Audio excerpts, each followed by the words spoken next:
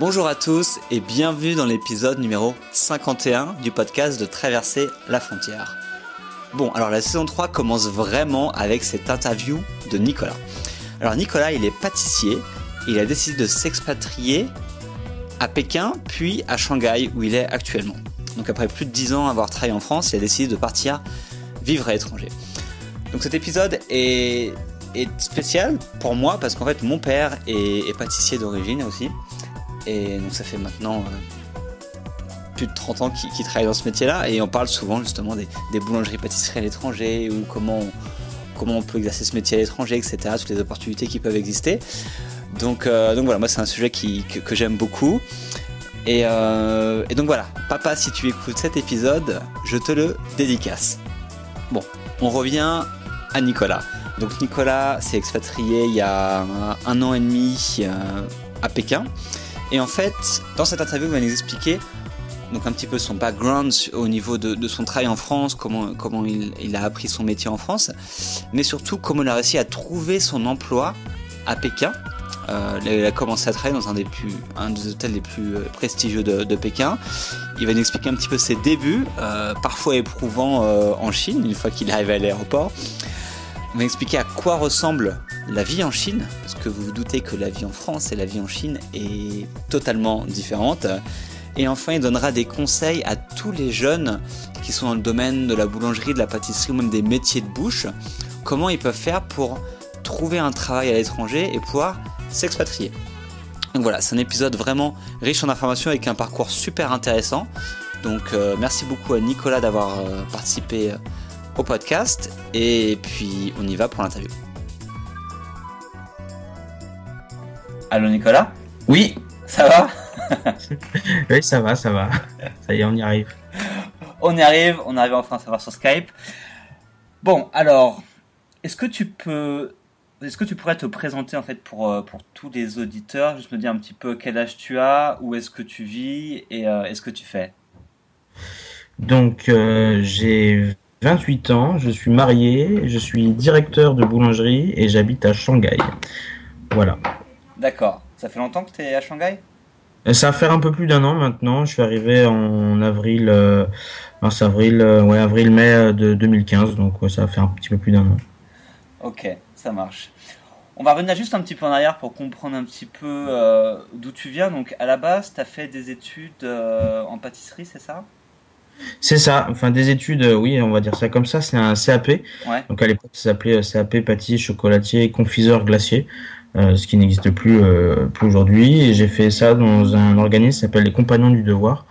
Et j'ai commencé, donc moi j'étais en internat à Bordeaux, l'école était à Bordeaux, et mon patron était à Tours. Voilà. Et la différence de ce système-là, c'est que déjà il y a un encadrement qui est beaucoup plus complexe dans un CFA classique. Donc c'est quelque chose que je recommanderais à un jeune qui veut se lancer dans le métier, par exemple. Et aussi, dans un CFA classique, c'est 3 semaines en entreprise, 1 semaine d'école. Dans ce cadre-là, c'est 6 semaines d'entreprise et 2 semaines d'école. D'accord. Voilà, c'est légèrement différent. Donc t'as plus d'expérience avec ça, non ? De ce fait, oui, parce qu'on est nos professeurs sont des gens qui travaillent aussi également à côté. C'est pas que des professeurs. Et c'est aussi des compagnons. Ils ont un vécu, ils ont vu plein de techniques. Ils ont fait plusieurs villes. C'est des gens qui ont envie de transmettre. C'est un état d'esprit, un cadre qui est complètement différent. Et ça écrème beaucoup aussi au fil du temps. Ouais. Là où on était 120 le premier stage, au deuxième on était plus que 60 déjà. D'accord. C'est un peu comme la fac, quoi, la licence où tu as... Ouais, mais c'était pas par renvoi, hein. Enfin, il y en avait quelques-uns, mais surtout par gens qui se rendaient compte que ça leur collait pas, hein. Donc c'était tout simplement à cause de ça aussi. D'accord. Et une fois que du coup tu as fini ton CAP, qu'est-ce qui s'est passé pour toi ? T'as commencé à bosser à temps plein ? Oui, j'ai tout de suite commencé. En fait, ce qui se passe avec cet organisme-là aussi, c'est que du coup, on peut s'engager sur ce qu'on appelle le Tour de France. Et avec ça, ils sont chargés de nous trouver une entreprise dans une ville dans laquelle on a été désigné. Donc moi, ça a été Nantes pour cette année-là. Et j'ai été envoyé donc à Nantes avec un collègue, avec un ami avec qui j'ai fait l'apprentissage, qui s'appelait Michael, que j'ai d'ailleurs retrouvé. Enfin, on s'est suivi au long des années et c'est grâce à lui aujourd'hui que je suis à Shanghai. D'accord.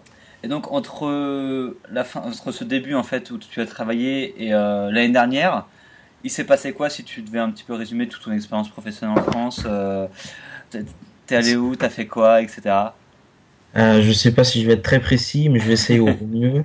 Donc en sortant de l'école, donc, je suis parti à Nantes. De Nantes, mon état d'esprit n'était pas le même que les compagnons là-bas, donc j'ai décidé de partir et de rejoindre mon ami Michael justement, qui était parti quelque temps auparavant, on s'est orienté vers, lui était boulanger, moi pâtissier, on s'est orienté vers la restauration de luxe. Donc on est parti dans un deux macarons Michelin dans le sud de la France, qui s'appelle Housteau de Beaumanière, avec qui on a rencontré le jeune chef Sylvestre Waïd et Jonathan Waïd, à l'époque champion de France des desserts, mais qui sont maintenant respectivement à l'hôtel Tout Mieux, et pour Sylvestre et Jonathan qui a son établissement au Beau-de-Provence. Donc là-dessus, je suis resté 4 ans environ, ouais c'est ça, après, grâce à Jonathan, le chef pâtissier qui était au Ritz avant, il m'a envoyé là-bas parce qu'au bout de 4 ans, j'avais fait le tour de l'entreprise. Mhm. Et puis il était temps pour moi d'évoluer, donc il m'a envoyé au Ritz. Voilà, jusqu'à la fermeture de ce dernier. Et de là, j'ai pris mon premier poste de chef en fait à 24 ans dans un palace qui s'appelle La Réserve à Ramatuelle. Donc D'accord. à l'époque, j'étais le plus jeune chef pâtissier de palace de France. D'accord. Et c'est quoi la différence Euh, entre être chef et ce que tu faisais avant? C'est quoi la différence? la différence, c'est qu'on un commis, un chef de parti, il va organiser le travail, ce que en fait la mise en place de la carte que le chef a créée. Le chef, il va plus être dans le management, on va dire, que dans la production. Mhm. C'est un peu deux métiers différents. Mais il faut quand même maîtriser les bases avant de dire, toi tu fais comme ça, on fait comme ça. Il faut aussi prendre l'avis de ses collègues quand on fait un nouveau dessert, quand on fait une nouvelle carte. Il faut prendre les compétences et les avis de son équipe pour évoluer tous ensemble. Un chef tout seul, il ne fait rien. Ouais. Donc voilà. Donc c'est important de bien s'entourer et de bien s'entendre avec son équipe. Donc c'est un peu un coach en fait, un chef. Voilà. Donc quand on est jeune, on n'est pas forcément très très fort. Moi, j'étais pas très bon quand j'étais jeune, quand je commençais. On sait pas trop par où commencer, pas trop comment ça se passe. On a tendance à tout faire tout seul, a peur de déléguer. Et en fait, ce qu'il faut savoir faire, c'est faire faire en fait. C'est savoir faire faire. Voilà. Ok. Et par la suite, du coup, tu arrives dans ce palace. C'était où? Donc après la réserve à Ramatuelle, c'était un établissement saisonnier. Ok. Donc ça a été que pour 6 mois, et à suite de ça j'ai rejoint donc l'ancien chef pâtissier avec qui j'avais commencé, qui ouvrait son auberge. Donc je l'ai aidé à commencer son auberge pendant presque un an. Après ça, encore la même personne, Jonathan, donc c'est beaucoup de connexions, mais il Mhm. m'a envoyé au Kilimandjaro à Courchevel, Ok. donc en tant que chef également, avec Nicolas Salle, qui est maintenant le chef des cuisines du Ritz d'ailleurs. Donc voilà, et grâce à ces connexions-là, là pareil, ça s'est très très bien passé. C'est d'ailleurs là que j'ai rencontré ma femme. Et puis établissement saisonnier également. Il y avait le chef m'avait dit que lui, il ne retournait pas au Kilimandjaro sur la suite parce qu'il prenait le poste au Ritz. Mhm. Donc du coup, j'ai décidé de partir. Et en partant, je me suis dit, bon, ma femme est américaine, je vais essayer de voir ce qui se passe aux États-Unis. Donc du coup, je suis parti aux États-Unis, où j'ai travaillé dans les Caraïbes sur un bateau de croisière pour Arnaud Lallemand, donc qui a 3 étoiles le guide Michelin à Reims. Et là, c'est des conditions qui sont très particulières parce que il n'y a pas que la vie de pâtissier qui rentre en compte, il y a aussi la vie de bateau. Moi, ça m'a pas, c'était rigolo au début, mais ça m'a vite gonflé. D'accord. Donc voilà, effectivement, on gagne très très bien sa vie, mais c'est pas durable en fait. On peut pas faire ça tout le temps. Ouais. Donc vu que moi j'étais plutôt projeté sur l'avenir, j'avais un ami pareil avec qui j'ai commencé à l'Ousseau de Beaumanière, qui lui était parti en Chine pour Yannick Aleno. Et du coup, il m'a proposé, il fait voilà, je cherche un chef pâtissier, est-ce que ça te plaît? Et je dis bah ouais, pas chaud, la Chine, je sais pas trop. On n'a pas vraiment de bons échos sur la Chine, quoi. C'est encore un truc, on sait pas trop. Donc du coup, je suis bon, bah de toute façon, là, moi, j'en ai marre. J'ai pas le choix. J'ai pas envie de rester sans rien faire. Et du coup, direct, je suis rentré à Paris avec ma femme et puis direction pavillon doyen pour faire une formation avec Yannick Aleno, le chef exécutif. Et hop, après direction Pékin. D'accord. Après à Pékin, pas de bol. Au bout de 10 mois, déjà ça sentait donc le chef Yannick Aleno a décidé de rompre son accord avec le Shangri-La et du coup obligé de chercher autre chose. Ils ont eu des propositions bien sûr, mais c'était pas. Je voulais passer à autre chose. Je voulais faire quelque chose de plus gros avec plus de problèmes que un dessert à l'assiette ou la prochaine carte. Mhm. Parce que je pensais maîtriser ces choses-là. Bon, bah, à mon niveau, je suis pas le meilleur pâtissier du monde, mais c'est des choses que je sais faire, donc je voulais faire autre chose.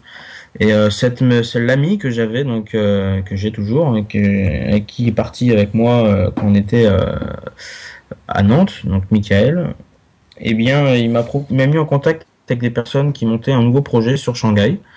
Le projet m'intéressait, donc du coup, je leur ai proposé ma candidature. On s'est rencontrés par la suite sur Shanghai et du coup, super projet et super intéressant. Tout le monde est content de part et d'autre. D'accord. Donc là, on y verra d'ailleurs prochainement. D'accord. Et c'est quoi ce projet exactement? Enfin, sur lequel tu bosses actuellement? Donc en fait, le projet, c'est une boulangerie où on fait beaucoup de viennoiseries, où il y a du très bon café et de très bonnes glaces. Tout est fait maison. Il y a rien qu'on achète. On transforme tous nos produits. Il y a un petit peu de pâtisserie, mais on fait pas on fait tout ce que moi j'aimerais faire en France et que en fait j'ai pas eu l'opportunité de le faire. Mais c'est des produits de base, enfin comment dire, c'est du haut de gamme dans l'ancien en fait, dans ce que nous dans la pâtisserie d'avant, donc tout ce qui va être les pâtes à choux, Saint-Honoré, Paris-Brest, les éclairs, les religieuses, des trucs très simples, mais toujours très bons et voilà, nous ce qu'on veut c'est leur apprendre, leur montrer étape par étape qu'est-ce que c'est la pâtisserie française. Donc c'est pas on ne peut pas arriver avec les pâtisseries qu'on a maintenant en France parce que ils vont pas comprendre en fait. C'est comme si je sais pas, c'est comme si vous arrivez avec une voiture, des gens qui sont en roulotte quoi. C'est un peu ça. Tout ça c'est des modes. Faut y aller de manière tranquille. C'est pas des gens qui mangent du pain parce que c'est pas dans leur culture. Eux c'est du riz. Ouais. Et par contre ils aiment beaucoup tout ce qui est viennoiserie. Donc on axe le business là-dessus. Mais voilà. Mais le truc, c'est aussi de faire les choses bien parce qu'à Shanghai, en Chine d'ailleurs, il y a du bon, et il y a du très très bon, et il y a du mauvais, et ils font la différence. Donc, si on veut rester en place, si on veut évoluer, il faut faire du bon, il faut pas se foutre de leur gueule, quoi, tout simplement. Ouais. Donc, mon chef pâtissier, le chef boulanger vient de France. C'est comme ça qu'on s'est trouvé d'ailleurs. Le chef boulanger vient de France. Il a fait la même école que moi, donc je sais par où il est passé. Je le connaissais pas avant. Les produits sont importés. Les produits matières premières, farine, beurre, lait, crème, tout ça c'est importé. Donc pour faire la meilleure qualité possible.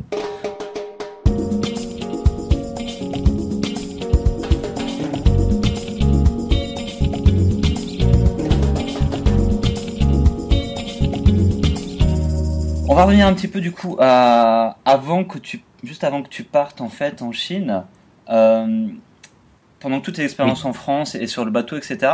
Est-ce que tu avais déjà pensé justement à aller t'expatrier, à aller travailler à l'étranger? C'était un truc qui t'avait traversé l'esprit ou pas avant? À l'étranger, oui. J'ai toujours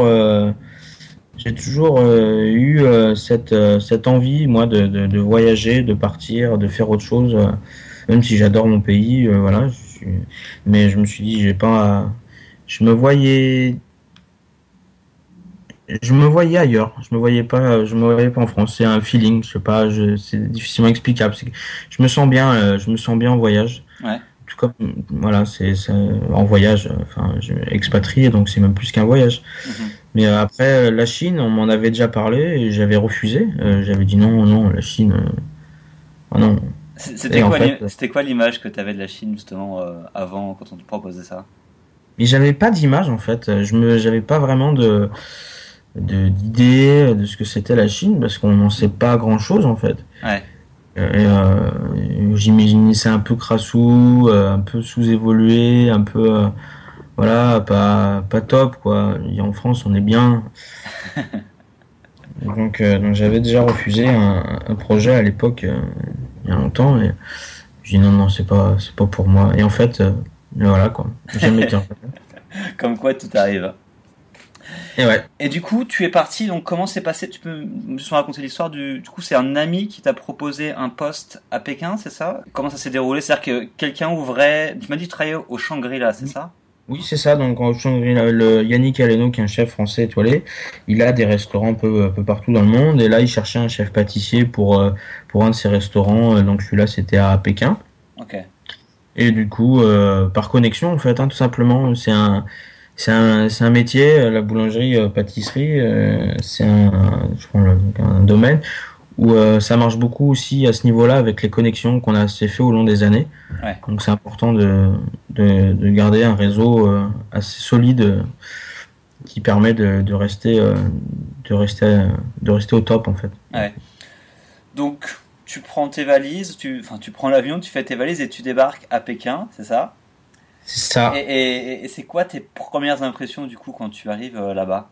c'est énorme. Je me suis dit, c'est quoi cette ville gigantesque où on y allait pendant 2 heures, allez 1 heure, non 2 heures, sans voir sans voir la fin quoi.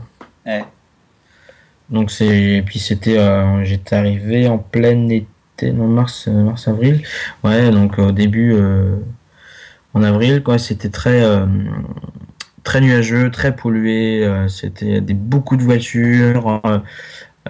Du coup, le premier aperçu que j'ai eu, c'était en voiture et c'était l'anarchie quoi. Ils conduisent très mal. Alors pourtant, il y a des beaux panneaux, des beaux marquages et tout. Ah ouais, c'était une queue de poisson, ça klaxonne au taquet. Ah ouais, moi je passe devant et puis ça bronche pas derrière. Donc, en France, il fait ça, il se fait déglinguer quoi. Non, non, là-bas, c'est normal, hein. Ils passent devant.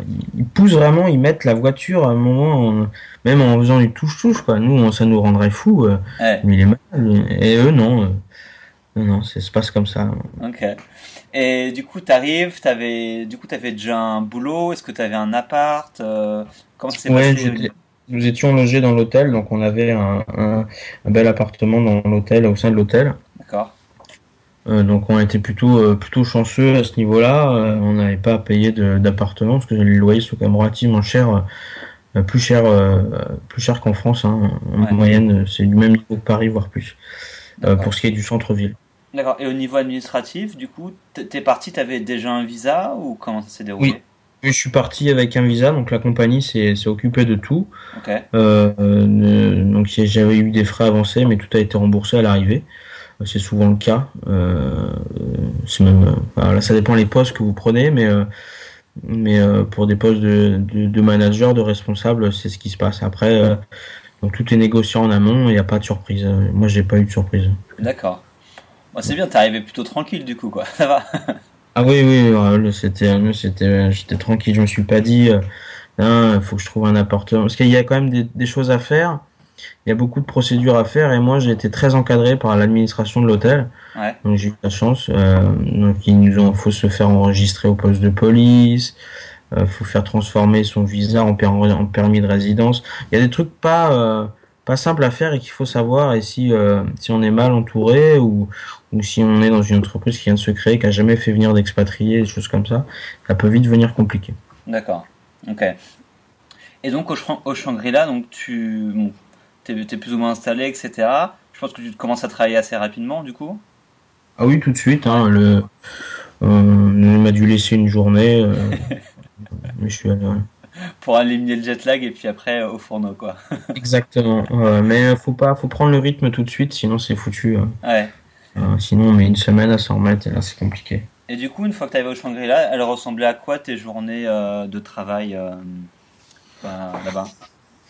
Mais moi, c'était plutôt simple, hein. Donc, c'était un restaurant qui était ouvert midi et soir, 7 jours sur 7. Mais encore une fois, les lois chinoises imposent les lois du travail et obligé de prendre ses jours. Si on les prend pas, faut les rattraper. Et ça, c'est obligatoire. Ça, c'était aussi au sein de l'entreprise qui voulait ça, qui était très carré.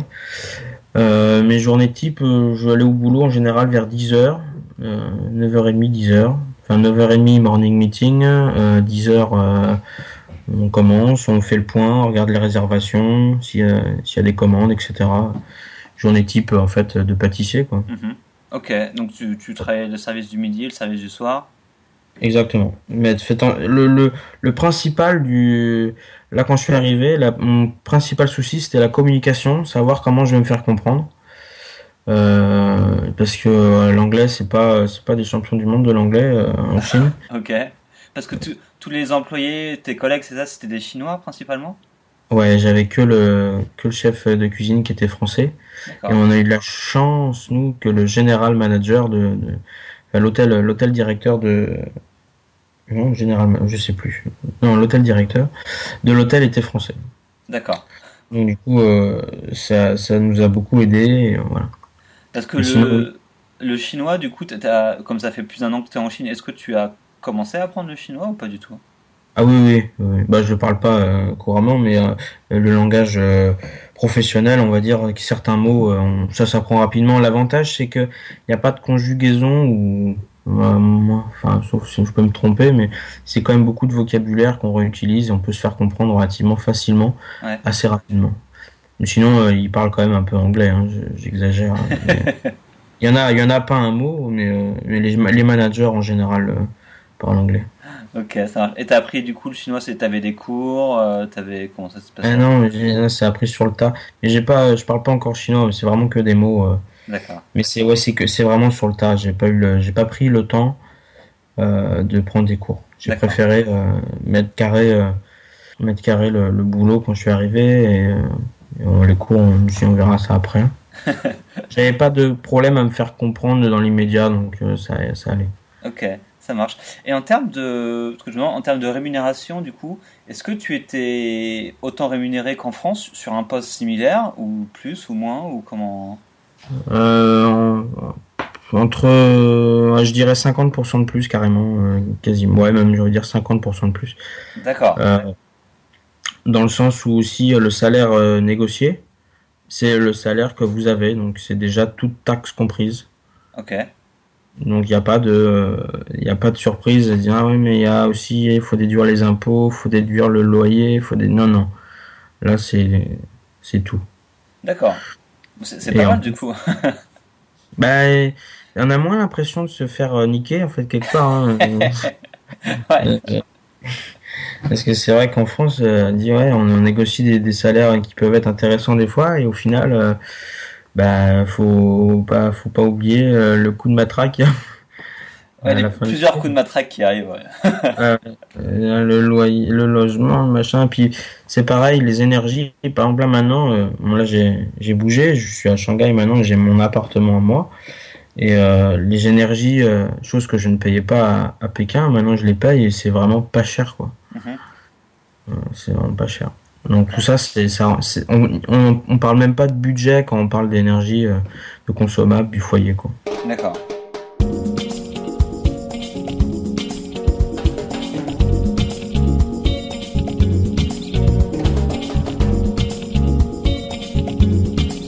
Et je me demande, donc du coup, t'as plus d'un an en Chine. C'est quoi ça ressemble à quoi la vie en Chine? Parce que, enfin, c'est quoi les trucs qui sont les plus grosses différences Bon, je vais parler de la Chine urbaine, hein. Moi, j'ai fait Pékin et Shanghai, donc tout ce qui est Ouais, en campagne, je connais pas. ouais, Et il paraît-il que c'est différent, mais les comportements sont différents, la nourriture est différente, bien évidemment. Euh, mais ouais, c'est vraiment les comportements et l'éducation, tout ça, c'est complètement différent de chez nous. Et c'est ce qui va plus gêner, en fait. Quelqu'un qui va avoir du mal à sortir de sa zone de confort, ça va être compliqué pour lui, quoi. Par exemple, des gens dans la rue, ils crachent beaucoup parce Ouais. que ils vont se racler la gorge et ils vont pas, enfin, ils vont cracher. Ça peut être un jeune de 20 ans comme une mamie de 80 ans, c'est pareil. Hein, donc voilà, c'est les enfants qui vont faire popo sur le trottoir ou sur le côté. Bon, c'est pas tout le temps, hein, on n'en voit pas, voilà, mais ça arrive et ça choque personne. C'est les comportements routiers aussi Ouais. qui les scooters à 3 sur un scooter sans casque sur le trottoir qui klaxonnent pour passer, ça gêne C'est personne. normal. Ça c'est des choses moi qui au début disons il y a un scooter qui me klaxonne sur le trottoir, hein, un peu, voilà. Après, la Ouais. pollution à Pékin, je l'ai senti beaucoup, Ouais. c'était relativement présent. Savoir qu'il y avait des pics à 600, l'indice 600 picogrammes, je sais plus enfin, c'est l'indice qui présente. Savoir qu'à Paris, à 80 ou qu'on arrive à 100, 100 ils ferment le périph', 80 ils interdisent une voiture sur deux. Donc, Ah oui, là Pékin, t'étais à 600. ouais. Donc là c'est même visible, on le voit quoi. Ouais, C'est chaud. ouais, tu dis qu'au niveau de la santé, il doit y avoir quand même des gros soucis, quoi. Là. Bah et surtout qu'ils ont pas, ils portent pas trop de masques. Hein. J'ai pas vu ça comme une grosse présence. Ils en vendent beaucoup, mais ils en portent pas beaucoup. Ou alors c'est les grands-parents ils le portent et les enfants non. Ouais. C'est un peu. Mais bon après on passait quand même beaucoup de temps dans bah, déjà dans l'hôtel et le problème c'est qu'on était très mal placé par rapport au centre. Et bon quand on sort le soir après c'est la pollution, on le vit pas quoi. Si on Mhm. travaille la journée quand il y a des bâtiments, l'air est filtré etc. On le sent pas quoi. D'accord. J'aimerais pas travailler dehors mais. Ouais, c'est clair. Et quels seraient je sais pas, un ou deux trucs que tu as vraiment apprécié en Chine? Ou que c'était une bonne Qu'est-ce que je surprise ou un truc que tu aimes bien en fait? apprécier? Euh, Pouvoir sortir après le boulot et passer des moments, inviter mon équipe par exemple pour aller boire et manger pour pas cher à Ouais, n'importe quelle heure de la journée et de la nuit. C'est aussi rencontrer voir des, par exemple à Pékin, ce qui est très charmant, c'est ce qu'ils appellent les hutongs, c'est des vieux quartiers où là c'est vraiment l'ancienne ville avec des vieux commerces. Et puis c'est souvent des bons moments. J'ai souvent passé dans des petits restaurants de quartier, de rue, des vraiment trucs un peu sympas où bah, on s'en rappelle le lendemain, mais parce que ça tourbillonne un peu là-dedans. Mais sinon, parce que c'est quand même assez épicé, donc ceux qui ont du mal avec les épices, je leur déconseille. ok. Mais ouais, c'est beaucoup de moments humains plus que des choses liées à la Chine en fait. On se rend compte que beaucoup que la jeunesse chinoise, ils vont de l'avant, ils ont envie de savoir, ils ont envie de connaître, ils ont envie de faire. Par exemple, dans notre domaine, là, dans la boulangerie-pâtisserie, il y a vraiment des gens passionnés, Ouais. mais vraiment passionnés. Moi, récemment, j'en ai eu un, il s'appelle John. Euh, Quand je lui ai demandé qu'est-ce qu'il voulait, il m'a dit je veux du rêve. Ok. Je veux rêver, je veux savoir, je veux savoir faire, je veux tout. Peu importe le temps que je passe au boulot, peu importe. Moi, je travaille tout le temps, je veux savoir. Tout ce que vous savez, moi, je veux savoir. Et ça, même en France, ça vaut de l'or. Bah ouais, de plus en plus j'ai l'impression. Enfin, mon père est pâtissier donc il me parle assez parfois en fait justement des apprentis, des jeunes qu'il a et il me dit qu'effectivement beaucoup de jeunes qui n'ont pas forcément envie de bosser et surtout c'est aussi dur de trouver de la bonne main d'œuvre qualifiée en France à ce niveau-là. C'est aussi le cas en Chine. Hein. C'est aussi le cas en Chine, ok. Il y en a beaucoup qui s'en foutent. Hein, les salaires sont pas élevés en bas de l'échelle et pour très peu, ils vont changer de métier, enfin voilà, s'ils sont pâtissiers, si on leur propose 200 couailles de plus, ils vont aller vendre des télés quoi. Ok, ah ouais donc ils sont pas Pas tous. forcément ouais, d'accord. Non.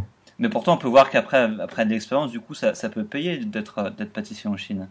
Oui, après, eux, il y a encore comment dire, il y en a beaucoup, ils se disent, voilà, c'est comme ça, et puis ça sera toujours comme ça. C'est pas dans leur c'est pas à tous, c'est pas, je dis pas, je fais pas une généralité, mais c'est pas à tous l'envie d'évoluer en fait. D'accord. Il y en a, ils ont quelque chose et ils se contentent de ça, et même si c'est vraiment pas beaucoup, quoi. Alors que d'autres, ils veulent tout, quoi. Ils veulent voyager, ils veulent partir, ils veulent parler d'autres langues, ils veulent voir d'autres métiers, ils veulent, quoi. Il y en a c'est un peu, ça reste des humains, donc je pense qu'en fait, ils ont interdit pendant tellement longtemps Ouais. que là, ils se libèrent de plus en plus et voilà, ils ont envie, quoi. Ouais. Mais pas tous, comme Ouais. partout, quoi. Comme partout, ouais. Et, Ça, les- et pour tout, du coup, pour tous les jeunes ou même moins jeunes qui seraient en France, donc qui seraient dans les métiers de la boulangerie, de la pâtisserie ou même dans la cuisine, etc., quel conseil tu donnerais à ces personnes-là s'ils souhaitent justement trouver un travail à l'étranger? Je vais donner un conseil relativement simple, en fait, c'est de faire ses bases en France, d'être bien armé, de faire un gros sac à dos là de connaissances et de pratiques et tout ça. Et une fois qu'on est bien blindé, Ouais. c'est à ce moment-là qu'il faut s'exporter en fait, parce il faut on reste quand même une pièce économique en fait, on va dire, et nous on va vendre notre Mhm. savoir-faire ailleurs pour des raisons qui nous sont sont à chacun différentes. Il y en a c'est pour l'argent, il y en a ça va être pour ils ne sont pas d'accord avec la politique de leur pays, ils s'en vont ailleurs. Il peut y avoir 10 000 sans raison, Mhm. mais si j'ai un conseil à donner, c'est si tu pars, vas-y blindé quoi. Faut partir avec de l'expérience et pas je sors d'apprentissage et je vais à l'étranger quoi. Ouais. Parce que notre métier, ce qu'on apprend, on l'apprend ici. Et ça, pour ça aussi, c'est pareil. Il faut bouger en France, il faut faire plusieurs entreprises, il faut faire des bonnes entreprises. Faut pas. C'est une question. Après, c'est tout à chacun. C'est celui qui veut évoluer, qui se contente de ce qu'il a. Moi, j'ai pas de jugement à faire là-dessus. Ouais. C'est à chacun. Chacun veut choisir sa vie, quoi. Chacun voit midi à sa porte, comme on dit. Ouais. Mais celui qui veut partir, il faut qu'il fasse son bagage en France. Combien d'années tu penses qu'il est nécessaire, ce bagage justement là, Bah, il y en a qui minimum? sont plus précoces que d'autres. Moi, je suis parti à quasi presque 30 ans quand même, donc je suis parti à 27 ans. Ouais. Je pense que c'est un bon âge pour partir. Ouais. Voilà, je pense que c'est bien. 25, pas avant 25 ans, si on a commencé à 16 ans. Voilà. D'accord. Ok. Et selon toi, du coup, les opportunités à l'étranger, donc pour des pâtissiers, boulangers français, elles existent? Ah oui, oui, oui. Oui, c'est à l'étranger, partout dans le monde, hein, c'est des qualités et comment dit-on, une expérience, un savoir-faire qui est recherché. Ouais. Voilà, dans des gens qui veulent investir ils veulent faire une boulangerie, ils veulent faire une pâtisserie, ils veulent faire un salon de thé, ils veulent un chef pâtissier dans l'hôtel, voilà, ça peut être même pour faire des démonstrations dans des entreprises, ça peut être plein de choses, mais c'est un plus pour une entreprise étrangère de dire, moi, j'ai un chef français. Voilà. D'accord. C'est une fierté, c'est un peu comme une pub, hein. On a des étiquettes, les Français qui nous collent à la peau, c'est la bouffe, le luxe et voilà, et nos bisous. Ouais. Ok, c'est cool. Et du coup, le futur, c'est quoi pour toi là? Parce que tu m'as dit que tu viens de bouger à Shanghai dans cette nouvelle aventure. Tu vois le Voilà, futur bah comment là, pour toi? du coup, l'entreprise se monte enfin, on a un gros soutien financier de la part du tout le groupe, parce qu'en fait, je suis dans un groupe qui a déjà plusieurs restaurants. Et là, en fait, ils veulent se développer, faire autre chose. Donc, moi, je développe toute la partie boulangerie, Mhm. mais on part de rien, quoi. C'est-à-dire que je dois leur dire quel voltage on met, avec quelle machine, à quelle hauteur du mur, où est-ce qu'on met l'eau, où est-ce qu'on met l'eau chaude, où est-ce qu'on met le tout à l'égout, comment ça se passe, quel carreau, donc c'est vraiment voilà, c'est vraiment, on part de rien, quoi. On a cassé et là, on construit. Ok. Et le but, en fait, bah, c'est de faire en sorte que ça marche, que mes employés se sentent bien et qu'ils aient envie d'évoluer avec moi, quoi. C'est le seul truc qui m'intéresse maintenant, c'est ça. D'arriver à fidéliser mon équipe et de faire en sorte qu'on évolue tous ensemble. Voilà. Ok. Et tu dois rester en Chine pendant combien de temps? Bah, je sais pas. Je pensais pas venir, donc je sais pas quand est-ce que je vais partir du coup. Euh, mais si je voyais comme ça, non, franchement, je sais pas. Ok. Peut-être, je dirais, je peux pas dire de date. C'est comme si demain on te posait la question, quand est-ce que tu comptes partir Ouais. de France? Bah, c'est un peu pareil parce que c'est chez moi maintenant, Shanghai, et je m'y sens bien et j'ai pas envie de partir. Après, je sais pas ce qui peut se passer. Donc, Ok. On verra bien. Ouais. Ok, ça roule. Un petit mot de la fin sur tout ton parcours, etc. Ou un truc que tu as envie de faire partager? Bah non, c'est surtout te remercier de m'avoir interviewé, de pouvoir faire partager mon histoire à des jeunes. J'espère que ça leur donnera envie de faire pareil. J'insiste sur le fait qu'il faut se blinder en France et qu'il faut rencontrer les bonnes personnes, faut être fidèle aux gens, faut être honnête et voilà. Et un jour ou l'autre, avec le travail et l'honnêteté, tout paye. Il n'y a pas de malchance dans la vie. Il y en a un peu quand même, mais quand on cherche les choses, on les trouve un jour ou l'autre. Ok. Travail et honnêteté. On va finir sur ces deux mots. C'est parfait. C'est ça. C'est parfait. Bah, merci beaucoup à toi, Nicolas. Eh ben, c'est moi qui te remercie. Je t'en prie. Et puis du coup, bonne suite de l'aventure à Shanghai. Et voilà, bah, si tu passes un jour dans le coin, n'hésite pas. Ça roule. Envoie un petit message et puis on ira se boire un pot. Il n'y a pas de souci. Allez. Merci à toi. Merci Ciao. à toi. Au revoir. Et voilà, l'interview avec Nicolas est maintenant terminée. J'espère que ça vous a plu et que grâce à son parcours, vous avez pu apprendre pas mal de choses, que ce soit le métier de pâtissier, de boulanger ou bien l'expatriation en Chine. Je remercie encore une fois Nicolas de sa participation. Merci beaucoup à toi. Je sais que tu n'avais pas énormément de temps quand on a fait l'interview. Donc voilà. Et puis merci à vous, encore une fois, d'avoir écouté le podcast de Traverser la frontière. La saison 3 ne fait que commencer et je peux vous assurer que dans les semaines et les mois à venir, on va avoir plein de belles interviews. Je compte sur vous pour continuer à écouter le podcast. Et puis on se retrouve très très vite. À bientôt. Ciao.